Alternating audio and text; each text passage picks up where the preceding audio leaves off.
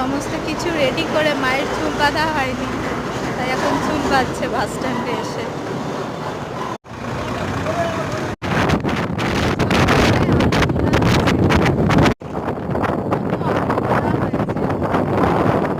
বাসে যাওয়ার সময় দেখছি কত কত আলু খোলা হয়েছে। ছেলে মেয়ে ভালো ঘুম দিয়ে আরো একজন দাদাভাইকে পেয়েছে, তার সাথে খেলতে ব্যস্ত হয়ে গিয়েছে। ভীষণই এনজয় করছিল ওরা ওই দাদাভাইয়ের সাথে। আর দাদাভাইও ভাই বোনদের সাথে খেলতে পেরে বড়ই আনন্দ পেয়েছে। আর ওদের আড়াইটায় দেখে আমরাও আনন্দ নামিয়ে দেবার, এখনো নামতে পারিনি, প্রচুর স্পিডে চলছে গাড়িটা। 3টে মতন বাজে, আমরা অলরেডি কীর্তিঘর ক্রস করলাম। বাসটা ধর্মায় নামিয়েছে বলে সমস্যা, বাস স্ট্যান্ডে নামালে আরো কত তাড়াতাড়ি পৌঁছে যেতাম। আমরা বাড়ি পৌঁছে গিয়েছি। ধর এটা ধর। ভাইয়া এসেই সোনাদিতুনের কাছে চলে গেছে।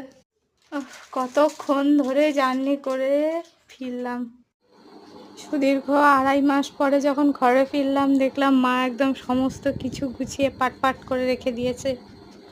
সোনা কাকিমা আমাদের জন্য এত রান্না করেছে, 2 হাঁড়ি ভাত, তরকারি, ডাল, গরমের শান্তি সত্যি, টক দই।